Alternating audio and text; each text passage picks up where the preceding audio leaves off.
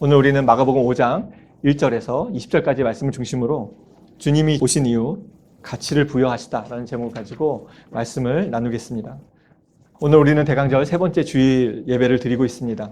대강절 셋째 주일을 지키며 세 번째 초에 불을 켰습니다. 첫 번째 초의 의미는 희망이었습니다. 여러 가지 인생의 풍랑이 주는 두려움 가운데 주님께서 우리와 함께 계시고 우리의 소망이 되심을 믿음으로 고백한다는 의미였습니다. 두 번째 초의 의미는 평화였습니다. 하나님과 화목할 수 없고 하나님과 단절된 우리가 예수 그리스도로 말미암아 화평케 하셨음을 고백한다는 의미였습니다. 오늘 우리가 밝힌 세 번째 초의 의미는 기쁨입니다. 예수 그리스도께서 우리의 기쁨이심을 고백하는 것입니다. 기쁨은 그리스도인의 삶의 근본이라고 말할 수 있을 만큼 기독교 신앙의 중요한 주제입니다. 어느 정도로 중요할까요? 우리가 너무나 잘 알고 있는 빌립보서 4장 4절 말씀은 이렇게 전하고 있습니다. 주 안에서 항상 기뻐하라. 내가 다시 말하노니 기뻐하라. 바울은 교회를 향해서 항상 기뻐하라고 반복해서 명령합니다. 반복해서 명령으로 말할 만큼 기쁨은 그리스도인에게 너무나 중요한 삶의 근간입니다. 여기뿐만 아니라 데살로니가 전서 5장 16절에서 18절은 이렇게 말씀합니다. 항상 기뻐하라. 쉬지 말고 기도하라. 범사에 감사하라. 이것이 그리스도 예수 안에서 너희를 향하신 하나님의 뜻이니라. 놀랍게도 그리스도인은 항상 기뻐해야 한다라고 말씀하고 있습니다. 항상 기뻐하라고 명령하는 것처럼 말하는 이 말씀은 기쁨을 수동적으로 생각하는 우리에게 조금 당황스럽게 들립니다. 일반적으로 우리는 기쁨이라고 하면 무엇인가 좋은 일이 먼저 일어나고 그리고 나서 기쁨을 느낀다고 생각합니다. 그래서 항상 기뻐하라라는 말은 불가능한 것으로 보여집니다. 항상 기쁘고 좋은 일이 항상 우리에게 있는 것은 아니기 때문에 그렇습니다. 그런데 성경은 놀랍게도 그리스도인은 항상 기뻐해야 한다라고 명령하고 계십니다. 쉬지 말고 기도하고 범사에 감사하기 위해서는 능동적으로 의지를 가지고 해야 하듯이 기쁨도 역시 적극적인 마음과 의지적인 행동으로 표현해야 한다라고 말씀하는 것입니다. 심지어 그것도 여기 18절 마지막을 보면 너희를 향하신 하나님의 뜻이라고 말씀하고 있습니다. 항상 기뻐하는 것은 하나님께서 우리에게 원하시는 모습이다라는 것입니다. 아마도 이 부분을 보면서 하나님, 저도 기뻐하고 싶어요. 항상 좋고 싶어요. 그러니까 좋은 일이 일어나도록 내가 원하는 대로 제발 좀 다 이루어 주세요. 이렇게 말하고 싶은 분이 계실지 모르겠습니다. 하나님께서 기쁨이란 감정이 어느 정도 조건적임을 모르셔서 무조건 기뻐하라고 명령하신 것일까요? 그래서 너무나 괴롭고 힘든 상황도 다 무시하고 좋은 게 좋은 거니 그냥 즐거워하라고 말씀하시는 것일까요? 인간의 마음과 감정을 지으신 분께서 그렇게 하실 리는 없습니다. 항상 기뻐할 만한 조건을 이미 우리에게 주셨기 때문에 그것으로 항상 기뻐하라고 말씀하시는 것입니다. 그러면 우리가 항상 기뻐할 만큼 무엇을 우리에게 주셨다는 것일까요? 여기 18절 말씀을 다시 한번 보십시오. 범사에 감사하라. 이것이 그리스도 예수 안에서 너희를 향하신 하나님의 뜻이니라. 이것이, 그러니까 항상 기뻐하고 쉬지 말고 기도하고 범사에 감사하는 것이 너희를 향하신 하나님의 뜻이라고 하시면서 바로 그 앞에 한 가지 더 덧붙이셨습니다. 무엇입니까? 그리스도 예수 안에서입니다. 그러니까 항상 기뻐하는 것은 그리스도 예수 안에서 일어나게 하셨고 예수 안에 있다면 항상 기뻐하는 것이 가능하다라는 말씀입니다. 그러므로 그리스도인인 우리는 기쁨을 세상에서 말하는 조건에서 찾는 것이 아니라 예수 그리스도 안에서 찾아야 한다는 의미입니다. 다르게 말하면 신앙생활을 하면서 여전히 세상의 조건에서 기쁨을 찾고 있다면 기독교의 신앙을 제대로 알고 있는가 반드시 점검해 보아야만 합니다. 병이 낫고 성공해서 화려한 물건으로 나를 꾸미고 내가 더 사람들에게 인정받아 더 대단한 존재가 되고 나의 욕망이 이루어지는 것에서 기쁨을 찾고 있다면 그것은 그리스도 예수 안에서 기쁨을 찾는 것이 아닙니다. 기쁨을 거기에서 찾고 있다면 아직 기독교 신앙을 잘 모른다는 것입니다. 지금 당장 스스로에게 물어보십시오. 여러분은 이 자리에 앉아 있는 것이 기쁘십니까? 교회 공동체에 속해 있는 것이 기쁘십니까? 진심으로 기쁜 마음은 얼굴 표정에서도 또 예배 시간에서도 다 나타나게 되어 있습니다. 마음에서 우러나오는 아멘은 기쁘고 감사한 얼굴 표정과 함께 드러난다는 것입니다. 우리는 너무나 많이 경험해 왔습니다. 교회 생활이 얼마나 자주 우리에게서 기쁨을 빼앗았는지 말입니다.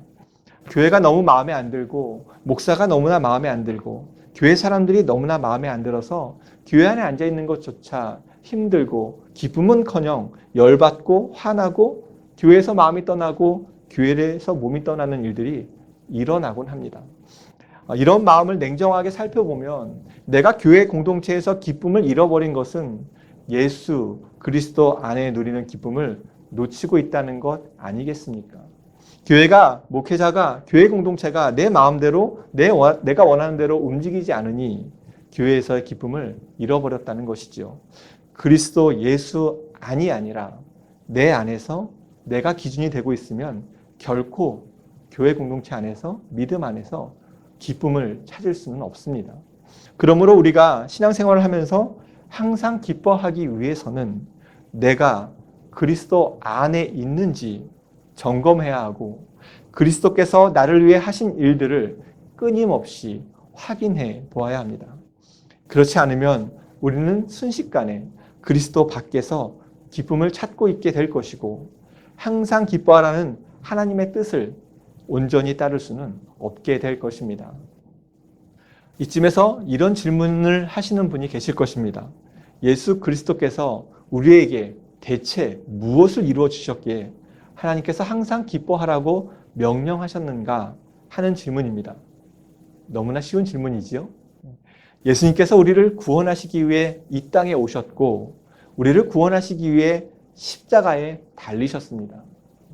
바로 이 사실 앞에서 기뻐하는 것이 그리스도 예수 안에서 주 안에서 기뻐하는 것입니다. 우리가 주님의 탄생하심을 기뻐하는 이유도 바로 여기에 있고 주님의 부활을 기뻐하는 이유도 바로 여기에 있습니다. 그런데 이 땅에 오신 주 안에서 죽음에서 부활하신 주님 안에서 기뻐하려면 그 앞서 한 가지 전제 조건이 있습니다. 그것은 내가 죄인이라는 것을 인정해야 한다는 것입니다. 창조주를 예배하고 찬양하는 존재로 지으신 하나님의 그 뜻대로 살고 싶어 하지 않고 그저 나의 뜻대로 살고 싶어 하는 죄인임을 인정하고 고백할 수 없다면 결코 예수님이 이 세상에 오신 것도 기뻐할 수 없고 십자가를 지신 것도 기쁠 수가 없는 것입니다. 예수님을 나의 왕으로 주와 그리스도로 입으로는 말할 수 있겠지만 여전히 내 생각과 내 자신을 기준으로 삼고 살아가고 있다면 아직 내가 죄인이라는 것을 인정하는 것은 아닙니다.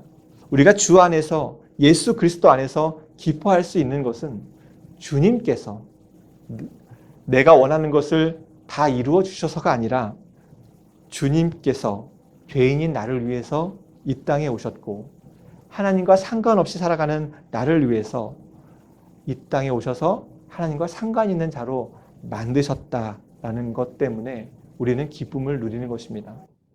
예수님이 구원자이시라는 그 기쁨을 알려면 내가 얼마나 교만한 죄인인지, 천박한 죄인인지, 거짓된 죄인인지 나의 실체를 알고 인정할 때에만 구원자로 오신 주 예수 그리스도 안에서 우리는 온전한 기쁨을 누릴 수가 있는 것입니다. 그런데 우리 스스로 내가 얼마나 죄인인지 과연 알 수 있을까요? 그렇지 않습니다. 핑계 없는 무덤 없다는 말이 있듯이 교도소에 들어간 사람 중에 억울하지 않은 사람은 하나도 없듯이 우리는 스스로 결코 내가 죄인인지 인정할 수 있는 존재가 아닙니다. 다 내가 기준이 되어서 살아가는 중에 성령님께서 찾아오셔서 내가 얼마나 하나님의 뜻에서 벗어난 죄인인지를 가르쳐 주시고 죄인이라고 고백하게 하셔서 예수님을 구원자로 만나게 하시는 그 은혜를 경험해야만 예수 안에서 참된 기쁨을 누릴 수가 있다는 것입니다. 신학적으로 성령님께서 오셔서 내가 죄인임을 깨닫게 하시고 회개하게 하시고 예수님을 주와 그리스도로 믿고 고백하게 하는 그 첫 번째 시간을 성령 세례라고 부릅니다. 그러니까 예수님을 주와 그리스도로 진심으로 고백하고 있다면 다 성령 세례를 받았다라는 것입니다. 스스로 죄인이라고 고백할 수 없는 죄성을 가진 우리에게 성령님께서 임하시지 않고서는 우리는 스스로 죄인이라고 고백할 수가 없고 성령님께서 세례를 주시지 않고서는 예수님을 나의 주와 그리스도라고 고백할 수가 없기 때문에 그렇습니다. 그래서 성령 세례는 우리가 세례를 한 번 받았듯이 우리에게 한 번 일어나는 일입니다. 하지만 그 한 번의 경험으로 끝나는 것이 아닙니다. 계속해서 우리는 성령의 충만함을 받는 성령 충만한 삶을 살아가야 합니다. 성령으로 충만하다는 것은 계속 예수님을 주와 그리스도로 고백하는 삶을 이어가는 것이고 그때라야 우리는 주 안에서 항상 기뻐할 수 있는 존재가 된다는 것입니다. 지난 주일에 이어서 오늘까지 읽고 있는 오늘 본문에서 주님은 하나님과 상관없이 살아가던 귀신에 들린 자를 위해 갈릴리 바다를 건너셨습니다. 유대인이셨던 예수님께서 돼지떼가 우글거리는 비유대인의 땅을 일부러 찾아가신 것은 당시 사회나 문화에서는 생각할 수 없는 일이었습니다. 오늘 우리는 이 사건의 후반부를 보게 될 텐데 이 이야기는 신앙생활 속에서 기쁨을 온전히 누리지 못하고 있는 우리에게 예수 그리스도 안에 있는 것이 얼마나 큰 기쁨의 조건인지 가르쳐주고 있습니다. 거기에 더하여 주 안에서 우리가 진정으로 기쁨을 누리고 있다면 우리는 주님께 어떻게 반응해야 하는지 선명하게 가르쳐주고 있습니다.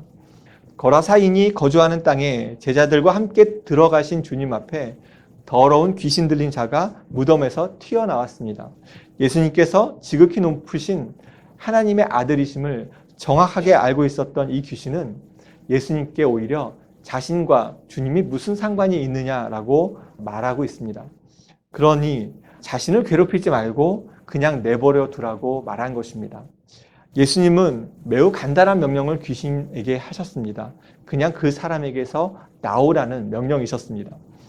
하나님의 아들과 자신은 아무런 상관이 없으니 그냥 내버려 두라는 귀신에게 굳이 예수님은 말을 걸고 그 사람에게서 나오라고 명령하셨습니다. 귀신과 좀 말을 섞고 싶으셔서 하신 말일까요? 전혀 그렇지가 않습니다. 예수님의 관심은 귀신이 아니라 다른 곳에 있으셨기 때문에 그렇습니다.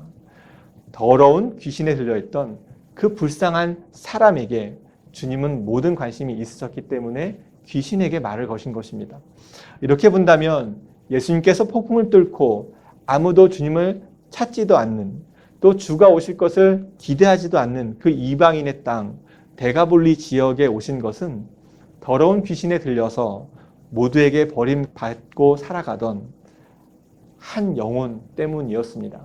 귀신 들린 사람은 자기 스스로 자신의 힘을 제어할 수가 없었습니다.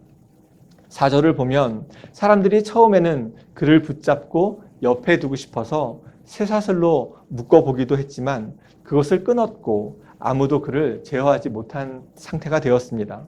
심지어 5절을 보면 그는 죽음의 장소, 무덤 사이나 산에서 밤낮 소리를 지르고 자신을 자해하면서 지내고 있었습니다.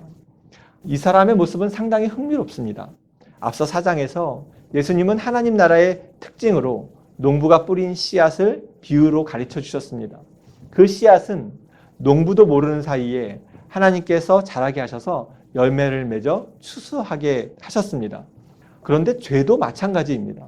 사단이 뿌려놓은 죄의 씨앗을 우리가 빨리 알아차려서 그 싹을 잘라내지 않으면 죄의 모습은 우리가 모르는 사이에 우리가 제어할 수 없는 상태까지 자란다는 것입니다. 내 안에 있는 죄의 모습을 끊어내지 않으면 돌로 자기 몸을 해치고 있듯이 죄가 나를 상하게 만들 것입니다. 죄가 나를 상하게 만든다는 것조차 모른 채 그저 자신이 옳다고 늘 소리를 빽빽 지르면서 살아가게 될 것입니다. 예수님께서는 죄로 상해 있는 한 사람을 위해 배를 타고 오셨습니다. 예수님께서 이 사람을 찾아가지 않으셨다면 자기 스스로 상처를 내며 죽어 있는 상태인지도 모른 채 살아가고 있던 이 사람은 계속해서 그냥 이렇게 지내고 있었을 것입니다. 예수님께서 이 땅에 오신 것은, 예수님께서 우리를 찾아오신 것은 우리 스스로 내 안에 있는 죄의 문제를 알지도 못하고 있었기 때문이고, 내가 하나님 앞에 죽어 있는 상태, 하나님과 관계없는 존재임을 깨닫지도 못하고 있었기 때문입니다. 그런 죄인인 우리를 구원하시기 위해서 예수님은 이 땅 가운데, 또 우리 삶 가운데 친히 찾아오셨습니다. 예수님은 이 불쌍한 사람의 문제를 해결해 주시기 위해 귀신에게 나오라고 명령하신 후에 귀신들과 이러한 대화를 이어가셨습니다. 8절에서 13절 말씀을 보십시오.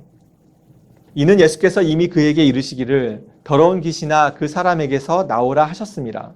이에 물으시되 내 이름이 무엇이냐? 이르되 내 이름은 군대니 우리가 많음이니이다 하고 자기를 그 지방에서 내보내지 마시기를 간구하더니 마침 거기 돼지의 큰 떼가 산 곁에서 먹고 있는지라.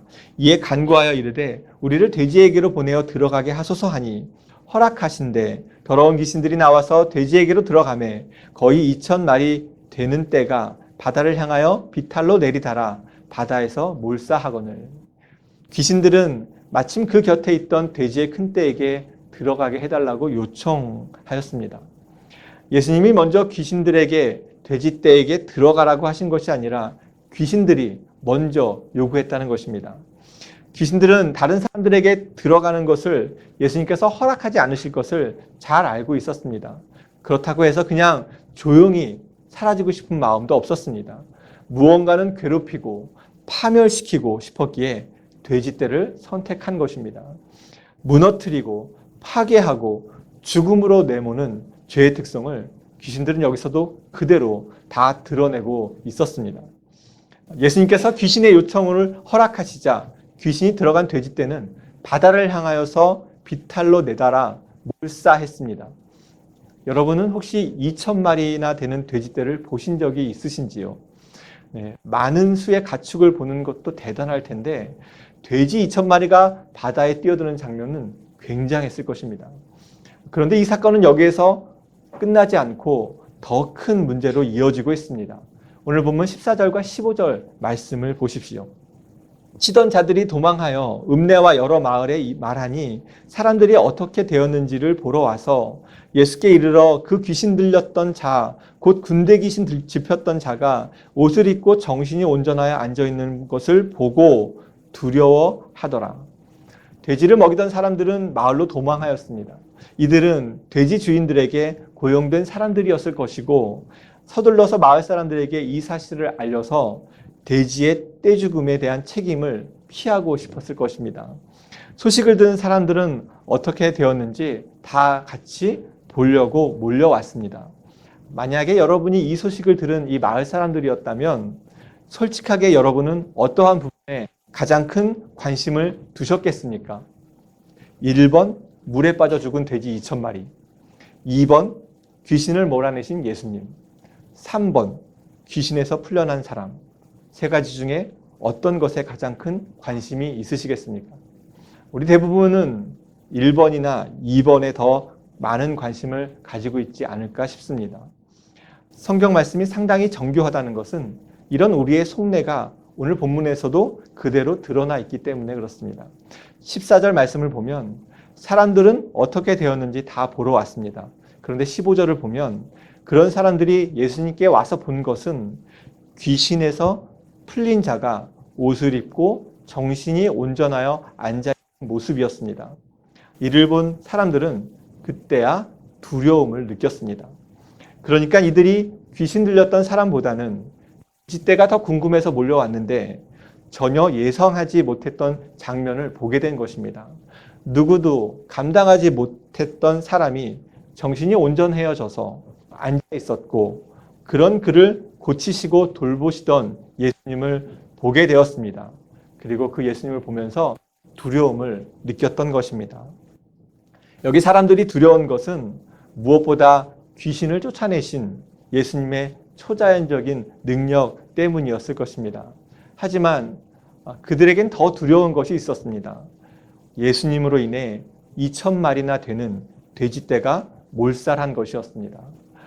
경제적인 큰 손해를 입은 것이 이들에게는 더 큰 두려움이었습니다. 그래서 혹시 앞으로도 예수님이 계속 자신들과 같이 있으면 계속해서 또 다른 돼지떼들이 죽지 않을까 염려하게 되었습니다. 그래서 사람들은 예수님에게 이렇게 반응하고 있습니다. 16절과 17절 말씀을 보십시오. 이에 귀신 들렸던 자가 당한 것과 돼지의 일을 본 자들이 그들에게 알림해 그들이 예수께 그 지방에서 떠나시기를 간구하더라. 사람들은 지금까지 있었던 모든 이야기를 다 세세하게 들었습니다. 그리고 나서 예수님께 그 지방을 떠나달라고 간구하고 있습니다. 이들이 모든 정황을 다 듣고 나서 예수님께 떠나달라고 요청한 근본적인 이유가 무엇이겠습니까? 귀신을 쫓아내신 예수님보다 이들에게 더 중요한 것은 주님 때문에 잃어버린 돼지 2,000마리였기 때문입니다. 지금 이들의 관심은 예수님도 아니었고 귀신에게 풀려난 이 사람에게도 있지도 않았습니다. 온통 돼지떼에 관심이 있었습니다. 그래서 귀신에 매여서 스스로 해치며 무덤에서 살던 사람이 고침을 받고 정상적으로 돌아온 것을 보고 기뻐하지도 않았습니다. 그것보다 돼지 2,000마리를 잃어버린 것이 더 괴로웠습니다. 귀신 들린 불쌍한 영혼보다 그 귀신을 쫓아내신 주님의 능력보다 돼지떼가 돈이 경제적인 이익이 이들에게는 훨씬 더 중요했기 때문입니다. 거기에 더하여서 이 사람들은 귀신을 내쫓는 주님을 눈앞에서 만났지만 예수님을 만난 것이 전혀 기쁘지가 않았습니다. 그랬기에 예수님을 통해서 하나님과 상관 있는 자가 되려 하거나 하나님 나라를 경험하는 것에는 전혀 관심이 없었습니다. 인생의 관심이 돼지떼에게, 돈에게, 경제적인 이익에 있었기 때문에 예수님에게 자신의 인생에서 떠나달라고, 이 마을에서 떠나달라고 요구한 것입니다. 만약 이들의 관심이 한 영혼에게 있었고 영혼의 가치를 중요하게 여겼다면 예수님께 계속 자신들과 함께 머물러 있어 달라고 요청했을 것입니다. 하지만 이들에게는 영혼보다 경제적인 이익이 더 중요했습니다.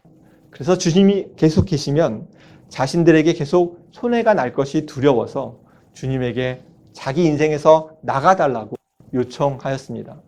영혼의 문제보다 경제적인 이익이 자기 자신이 더 중요했기 때문입니다. 한 영혼이 살아나는 것보다 돼지떼를 더 중요하게 여기고 예수님과 함께하는 것보다 경제적인 손해가 날까 떠나달라고 요청하는 이 사람들의 모습은 우리 가운데에서도 조금씩은 다 가지고 있습니다.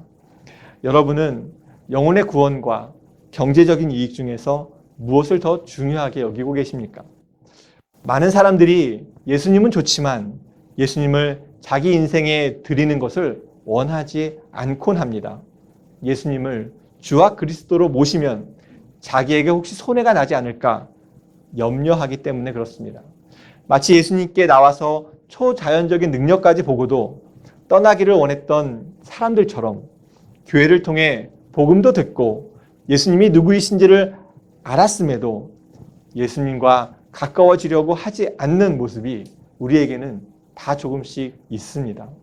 영혼의 문제보다 경제적인 이익이, 세상의 가치가 나 자신이 더 중요하기 때문에 그렇습니다. 이런 우리와는 반대로 예수님에게는 최소한 돼지 2,000마리보다 한 영혼이 더 중요했습니다. 돼지 2,000마리를 희생하고서라도 한 영혼을 살릴 수 있다면 그것이 훨씬 더 가치 있는 일이라고 여기셨다는 것입니다. 그래서 주님은 귀신 들린 사람에게서 나온 귀신들이 다른 사람에게 들어가지 못하도록 돼지떼에게 들어가게 허락하셨습니다. 한 영혼을 너무 가치 있게 여기시고 계신 주님에게는 그 귀신이 혹시 다른 사람에게 들어가서 그 영혼을 잃어버릴까 염려하셨기 때문입니다. 우리는 여전히 복음과 세상의 가치, 나의 이익, 내 자신 사이에 저울질하면서 조금이라도 손해볼 것 같으면 예수님 보고 내 인생에서 떠나달라고 요구하곤 합니다. 하지만 예수님은 이런 우리가 여전히 너무 귀중해서 우리 한 영혼의 가치가 너무나 귀해서 하늘의 영광을 버리고 이 땅에 찾아오셨습니다. 귀신 들린 한 사람을 위해 폭풍을 뚫고 가셨던 것처럼 돼지떼보다 한 영혼이 더 가치 있게 여기신 것처럼 우리 한 사람 한 사람 나의 영혼을 위해서 주님은 이 땅에 오셨고 우리의 영혼을 매우 귀중하게 지금도 여기시고 계십니다. 그뿐만 아니라 이 땅에 오신 예수님은 십자가에 오르셔서 피와 물을 다 쏟으시며 큰 고통과 죽음까지 감당하셨습니다. 십자가의 고통과 목숨보다 죄로 인해 죽어있는 우리의 영혼이 더 가치 있으셨기 때문에 그렇습니다. 이 세상을 창조하신 하나님께서 그 아들이신 예수님을 이 땅에 보내셔서 나의 죄의 문제를 다 해결해 주셨고 나와 친밀한 관계를 원하시고 계실 만큼 하나님 아버지는 우리 한 사람 한 사람을 나의 영혼을 매우 가치 있게 여기고 계십니다.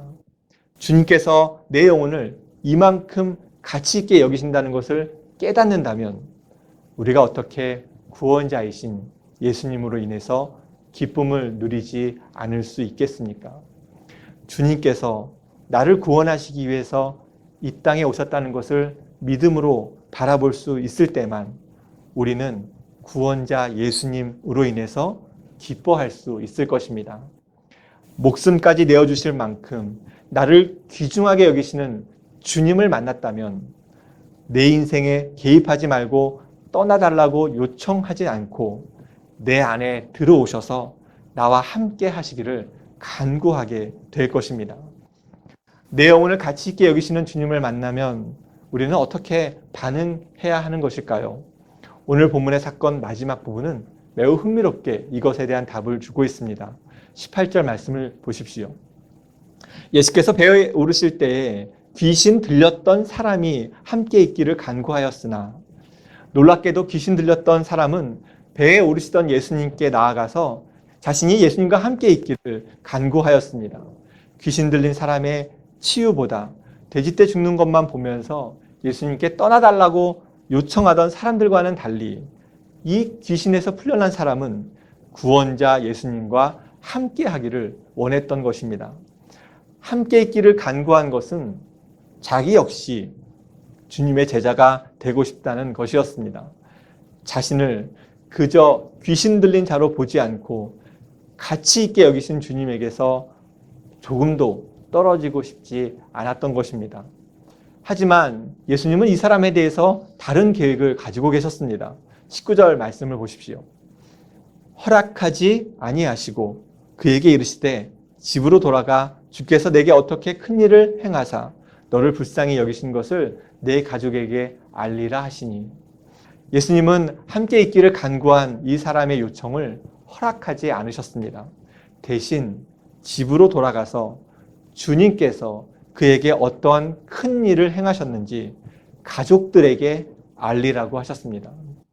이 지역 사람들은 예수님을 거부하였지만 여전히 예수님은 자신을 주와 그리스도로 믿는 한 사람을 그곳에 남기셔서 예수님의 증인으로 살아가게 하신 것입니다. 놀랍게도 이런 주님의 명령을 받은 사람은 이렇게 반응하고 있습니다. 20절 말씀을 보십시오. 그가 가서 예수께서 자기에게 어떻게 큰 일 행하셨는지를 데가볼리에 전파하니 모든 사람이 놀랍게 여기더라.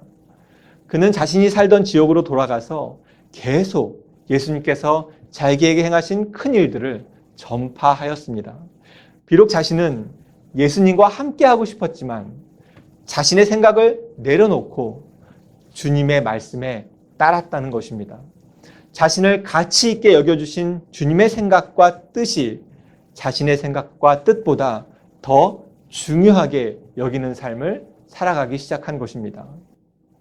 우리는 예수님께서 나를 가치 있게 여기셔서 이 땅에 오셨으며 십자가의 고난과 생명을 내어주실 만큼 나를 귀중하게 여기신다는 것을 너무나 잘 알고 있습니다. 그런 주님을 우리가 진정으로 기뻐한다면 그에 합당한 우리의 반응은 내 생각이나 내 뜻보다 주님의 뜻을 따르는 것을 우선시해야 한다는 것입니다. 나를 가치 있게 여기신 주님을 진정으로 기뻐한다면 오늘 우리는 삶의 자리에서 주의 말씀에 온전히 순종하고 있어야만 합니다. 죄에서 자유를 얻게 하신 주님을 기뻐한다면 우리는 주어진 그 자유함으로 온전히 주님의 말씀을 따르고 있어야 합니다. 우리는 진정으로 주님을 기뻐하고 있을까요? 혹시 여전히 이 신앙을 통해서도 내 기쁨을 좀 채워달라고, 내 마음을 좀 좋게 해달라고, 내 생각과 내 뜻이 더 중요하다고 우기고 있다면 구원자이신 주님을 아직 만나지 못한 것은 아니겠습니까? 나를 가치 있게 여기시는 주님을 기뻐한다면 삶의 모든 자리에서 주님의 뜻대로 살아가십시오. 나를 구원하러 오신 주님을 기뻐한다면 삶의 모든 순간마다 주님의 말씀대로 행하십시오. 자신의 생명보다 나의 영혼을 더 귀중하게 여기신 주님이 소중하다면 나를 위해 이 땅에 오셔서 십자가에 달리신 주님만을 자랑하십시오. 그렇게 살아갈 때 우리는 주님을 진정으로 기뻐하고 있다는 것을 증명하게 될 것입니다. 성탄절을 기다리며 오늘 우리 모두는 그 무엇보다 나를 가치 있게 여기시는 주님을 기뻐하게 되기를 축원합니다. 주 안에서 누리는 기쁨이 내 안에 있음을 증명하고자 내 생각과 뜻보다 주님의 말씀을 따라 살아갈 수 있기를 축원합니다. 이런 우리를 축복하셔서 우리 삶 속에 하늘의 기쁨을 더욱 풍성하게 부어주시기를 주님의 이름으로 축원합니다.